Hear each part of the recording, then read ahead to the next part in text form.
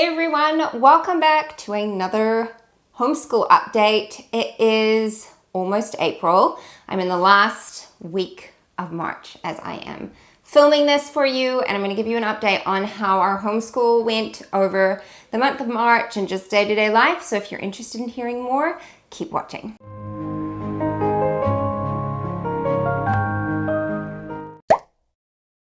If you are new here, hi, I'm Christine. I am a homeschooling mom of 3 kids, and for several years now, I've been sharing our homeschool experience and tips and tricks along the way that I can share with you here on this channel. So if you're interested in seeing more of that, then go ahead and subscribe. I also have a weekly newsletter that I send out. Newsletter sounds very formal. It's really just like a week-to-week catch-up, and I tend to share the behind the scenes the most there. Like sometimes I'll get on Instagram, but I'm not particularly consistent with that.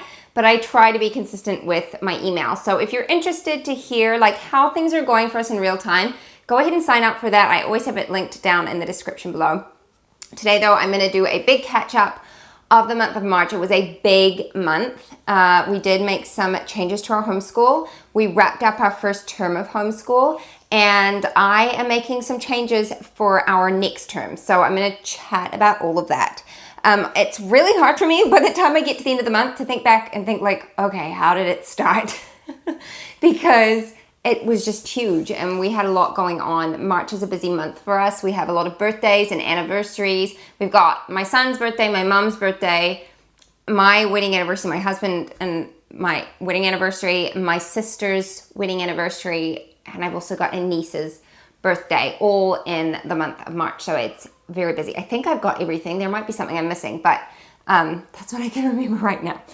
So March and October are like our 2 really busy birthday anniversary months. And so now that we've kind of done all the March stuff, I feel like I can just sort of like breathe a sigh of relief and settle down. So our seasons are changing here, as they are everywhere around the world, obviously. But in the Southern Hemisphere, we're moving into winter, autumn, winter. So we've just entered into autumn. And I feel a sense of relief because summer, as beautiful and wonderful as it is, I love summertime. It's busy and it's full on. And like autumn and winter just kind of bring this feeling of restfulness or like permission to rest. We have daylight savings happening for us next weekend, and I'm actually looking forward to it because it's like when those evenings are darker, I just feel like I can switch off and relax a lot earlier, and I don't feel like I need to be out doing stuff in the garden and that kind of thing. So I'm looking forward to that. We had a really, really good summer, which is probably why I'm not loathing the winter time.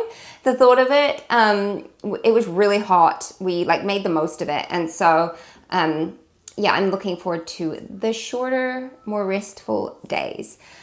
So March, like I said, it was busy, and there was some personal stuff that was like sort of really hard to walk through. And I'll talk about that because I think that it's relevant to many homeschool mums, not just myself. And then I did make some homeschool changes. So, and they kind of go hand in hand. And so let me speak to that. So let's talk about homeschool first of all, and then we'll go into the like life stuff. But homeschool in general, our first term went really, really well as far as school goes. Our schedule has worked really beautifully. I've been very pleased with that. I was nervous and had a bit of anticipation about it because of having a kindergartner this year as well as my older 2 kids. But it's all worked out really well. I've been happy with our day-to-day as far as school goes. And the kids have done really well with their schoolwork. I've been very proud of them. It's been fun to see where they're jumping ahead in things, and other things are sort of at the same level. And that's been really fun to see. But they've done very well with that. We are making some changes. So I spoke in my last update about spelling and how I just wasn't happy with how that was going. And I was looking at different options of what to switch to. I think I mentioned Spelling Wisdom by Simply Charlotte Mason. I ended up not going with that. What I ended up choosing was sequential. Oh my goodness, why does that sound weird all of a sudden? Sequential spelling. Sequential. I don't know why it sounds so weird all of a sudden. But anyway, that is what I ended up choosing. sorry, I had to pause for a second because my kids came like barreling into the garage downstairs, and I was like, you know I'm filming, out you go. Anyway, sequential spelling I ended up going with, and I ended up going with their online program because one, cost, it was much more affordable to do it that way, and two, it was, it's pretty much completely independent.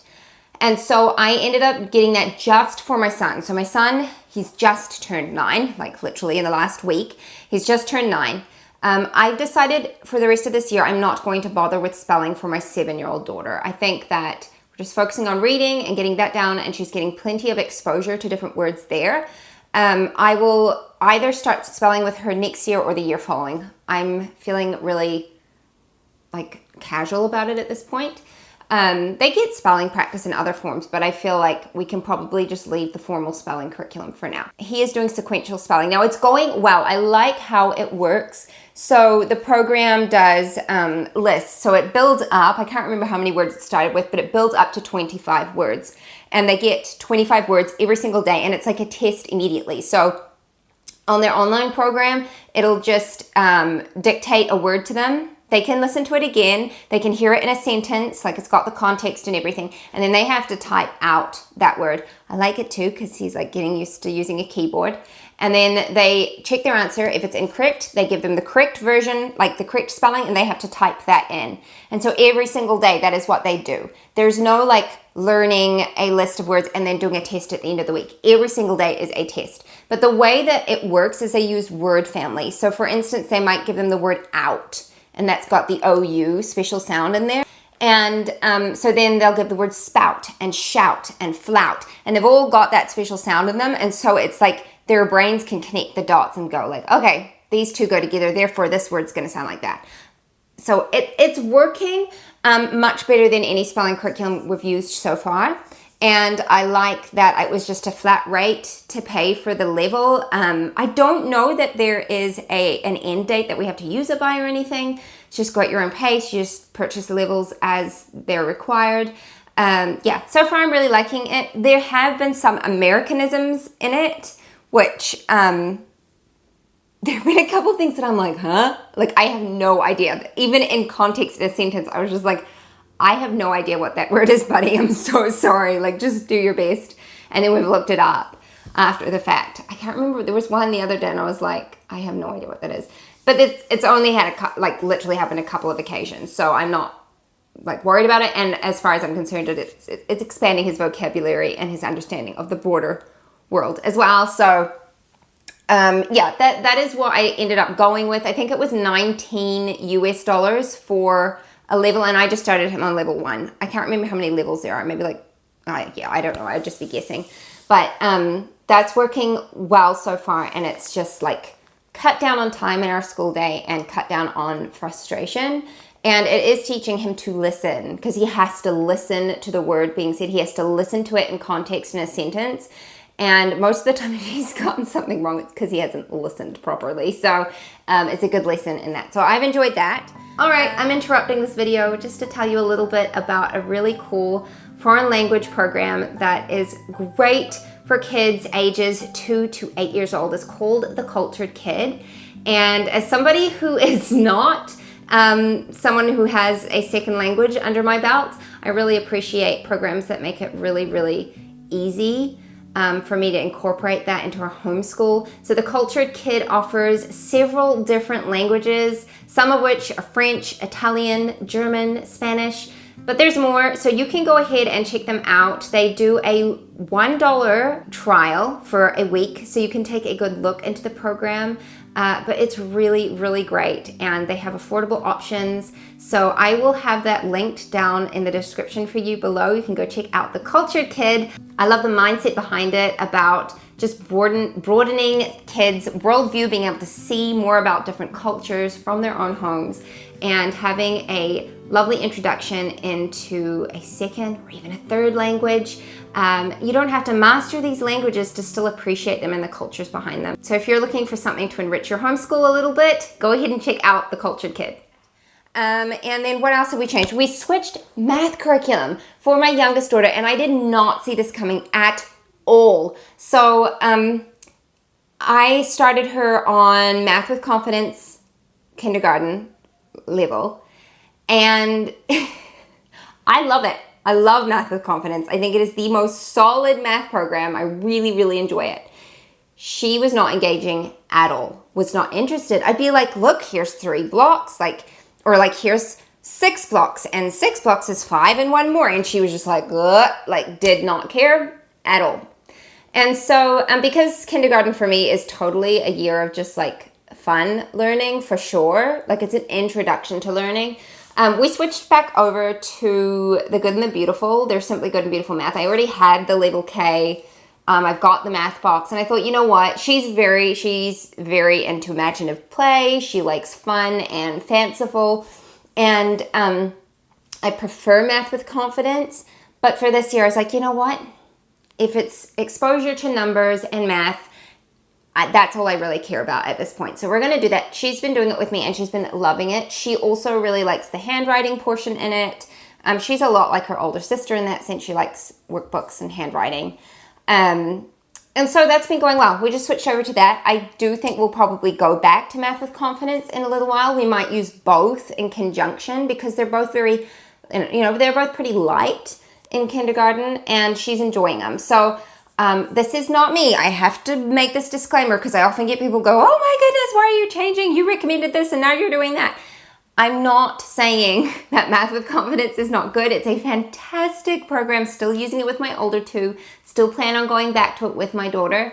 But for now, Simply Good and Beautiful Math is what's working for us. And so I just made that switch. It cost me nothing, just my time and printing out the label and binding it. So yeah, that is the switch that I made with her. Everything else is going well. Really enjoying her language arts program. She's doing a Becca K4, and I'm planning on filming a lesson so you guys can see what that looks like, because I definitely do not do everything that is in the teacher's lesson plans, and changing that up for sure.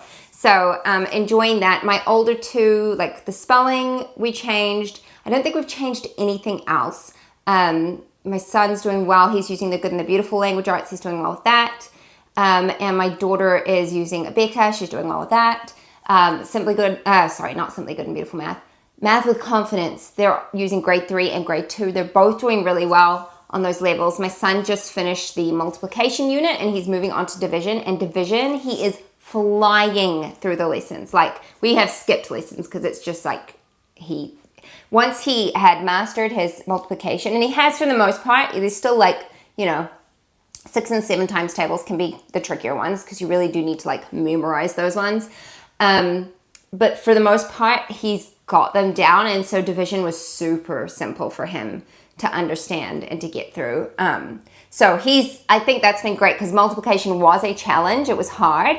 And now he's moved through that and he's gone on to division, and it's so easy for him. It's been this big confidence boost, which really is what Math with Confidence is about. So yeah, I really appreciated that. And my daughter's doing great in grade 2. So my son is over halfway through Math with Confidence grade 3, and will be switching to grade 4 as soon as he's done with grade 3. They haven't released it yet, but once it's released, we'll switch over to that. So yeah, that's going well. Our group studies have all gone really well. We've enjoyed our read alouds.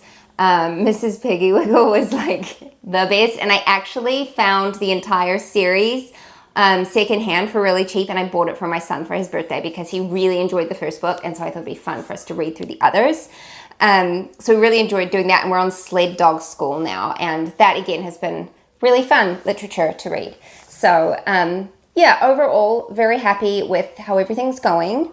I have committed to a language art curriculum for next year, because I found part of it secondhand for a lot cheaper through thrift books, and I'll be awaiting the sales in the US. I'll take advantage of those to get the remainder of the curriculum I need for next year. That was a big decision. I will talk more about that further down the line, but I was trying to pick between 2 curriculums that are vastly different. So it was between a very Charlotte Mason curriculum and a very traditional curriculum.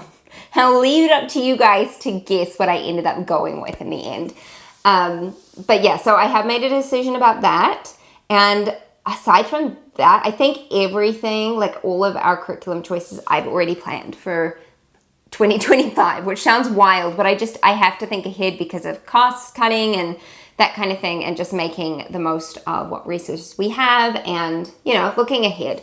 So, yeah, that's how this term went. Now, changes for next term.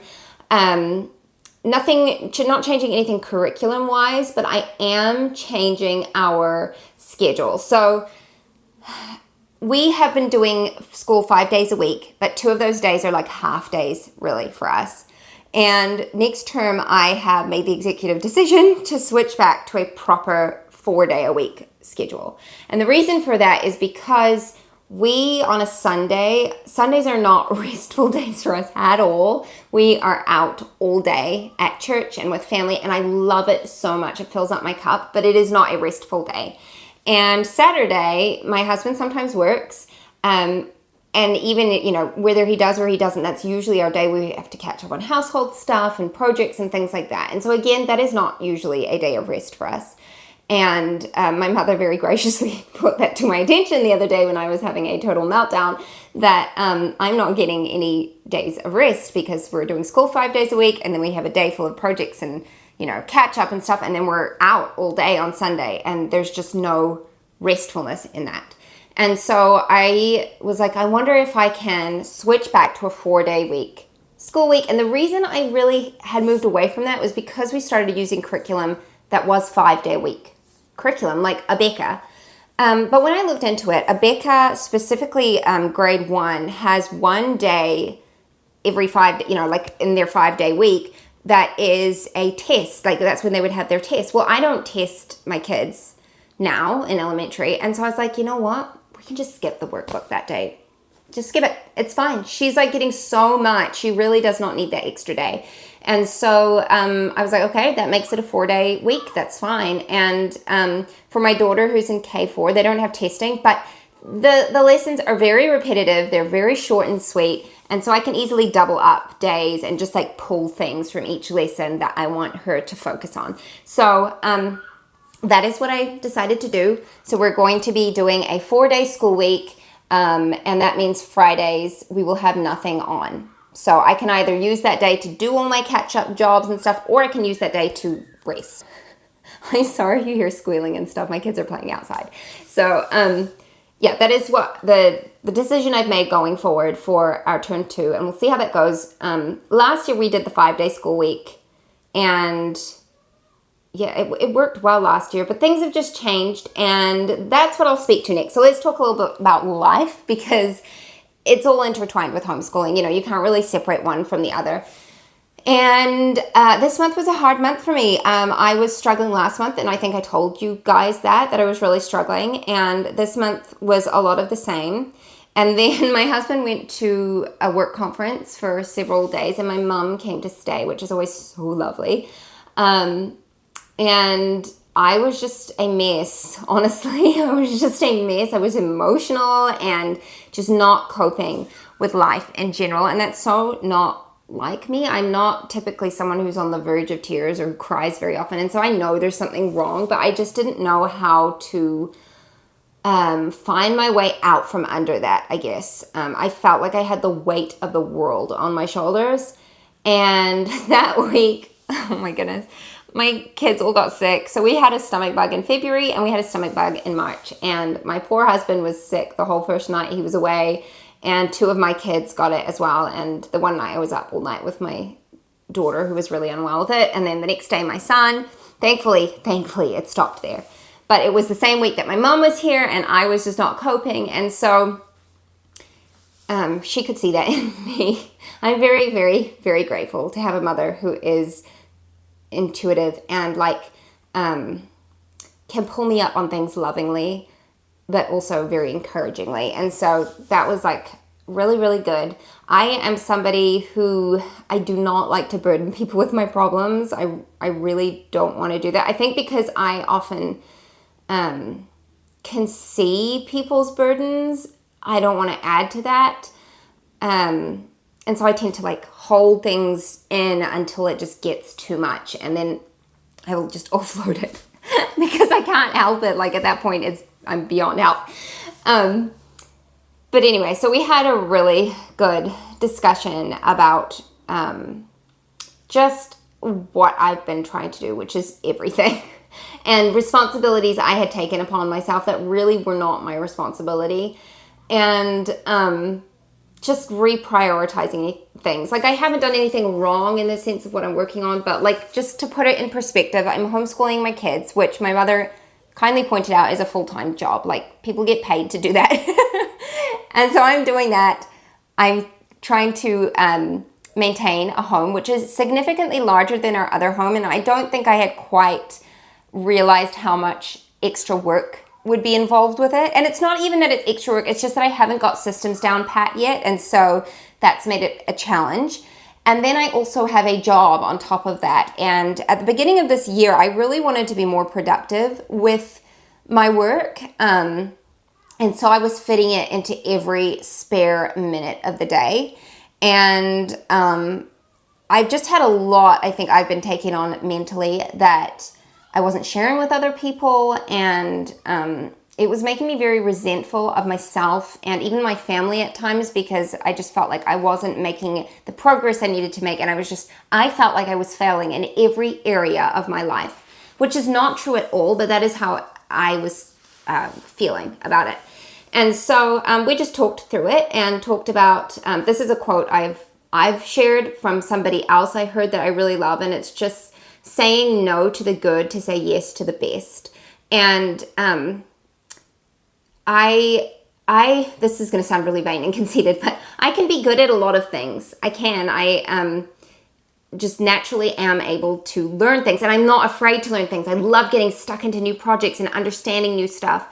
And because of that, I can like spread myself really thin. And just because you're good at something doesn't mean you have to do it. And can be a people pleaser, and all of those things tend to add up on top of each other. So to cut a long story short, which I feel like that was already really long, some of the changes that I have decided to make life better for our family is to scale back on my work that I'm doing. My work is very complex and multifaceted, and it's a very volatile industry. It changes a lot, and there's a lot that's misunderstood. There's no like guidebook on how to do it. People try and sell those things, but the reality is it changes so much, and it's just very new still. And so that can cause a lot of anxiousness, I guess. And so anyway, I've just had to like really look at that and decide what I need to do about that. But for now, I've decided to step back a lot with that. I'm not dropping it completely because I love it, but I have to step back a lot from it. And the main reason for that is I want to create really good systems in our home. We moved into this beautiful home, which is like twice the size of our old home. And we have a lot more space, but that doesn't mean that it's organized well. Like I had a lot of stuff in storage in our old house that I still haven't been able to go through and like decide what we need to keep and what we need to get rid of. We've got loads of closets, but the closets aren't organized well. They're like lacking shelving. We need more shelving in places. Things like that can really impact your day-to-day life, because like you go to clean things up and you're like, where do I put this, you know? And so things just get shoved into closets, and that, like for me, that really creates a lot of chaos. So I'm going to be working through that. I already have started some, but that takes time. And so for me personally, I feel called to be a homemaker and a wife and a mother above anything else. And that has to take precedence. And so for me right now, I need to get into a better space with like organizing our home and just not making it a place that has to be spotless and pristine or anything, but just really creating a haven for my family. That is what I want. I want them to feel just safe and loved. And so that is going to be my priority for the next while. And I mean, it's always going to be my priority, but it's sort of like I really have to be intentional about that at the moment. And what was the other thing I was going to say about that? I remembered. The other thing I was going to say is rest. I don't rest. I'm really, really, really bad about it, apparently. I didn't realize how bad I was about it until my mom really like pulled me up and was like, what does your day look like? And I realized I wasn't even sitting down to consume a meal without working in some capacity. Like I'd have my phone there or my computer there and I'd quickly do something while I'm trying to like shove food into my mouth. And yeah, so there's just lots of things. Like my kids' rest time, I had gotten really lax about making sure that they had an hour in their rooms separate from each other and like having a proper rest time. Our cleaning routine, I was trying to do everything myself. So I'm going to do a video about my cleaning routine. I'm going to film it immediately after this one because I'm excited about that. I'm excited to see some changes. I know that they're going to be helpful. I've already seen some of them. But yeah, so I'm sharing all of this not to just be like over the top and like sharing too much, but just because I know that a lot of homeschool moms feel this need to be everything to everyone all of the time. And it is exhausting and overwhelming, but sometimes we put that pressure on ourselves when it doesn't need to be there. And the things that we feel are urgent are not nearly as urgent as we think they are.